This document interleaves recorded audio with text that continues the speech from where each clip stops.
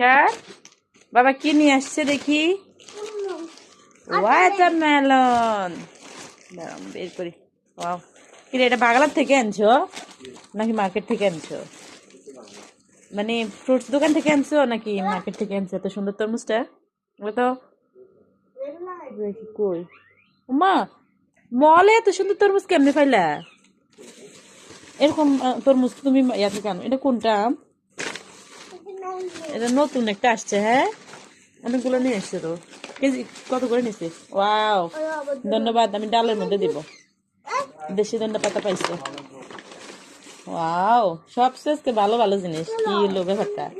আসলে সব সুন্দর সুন্দর আমার পছন্দ মতো জিনিস নিয়ে আসছো। কোথায় মিষ্টি কুমড়া? মিষ্টি কুমড়া এখন দেখি নেই। দুধ নিয়ে এসছো।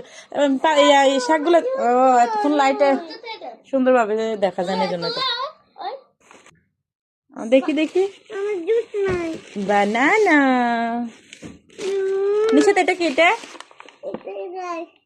এটা ডেপস গ্রেপস কিনে আসছে। মিষ্টি কুমড়া, হ্যাঁ মিষ্টি কুমড়াটা তো সুন্দর। রান্না করবো। হ্যাঁ হ্যাঁ রান্না করবো। ইয়া দিয়ে চিংড়ি মাছ দিয়ে, চিংড়ি মাছ দিয়ে, বড় মাছ দিয়ে না।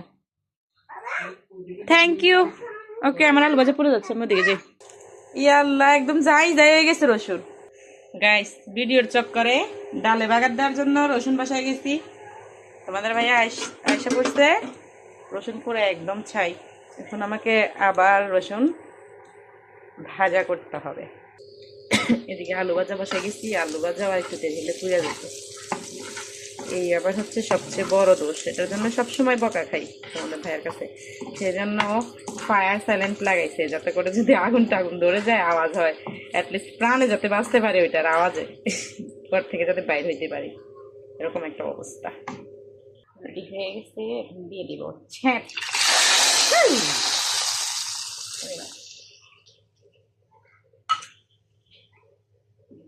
লবণ দেখিনি কেমন হচ্ছে। ডাল বাগা দেওয়া হয়ে গেছে, এইদিকে আলু ভাজি প্রায় হয়ে গেছে, এখন জাস্ট নামাই নেব। আমাদের ভাইয়া দেশি ধনিয়া পাতা নিয়ে আসছে, ডালে দিচ্ছি।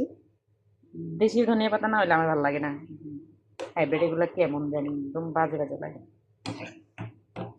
হাইব্রিড গুলোতে বাজে স্মেল। হ্যাঁ কোথায়?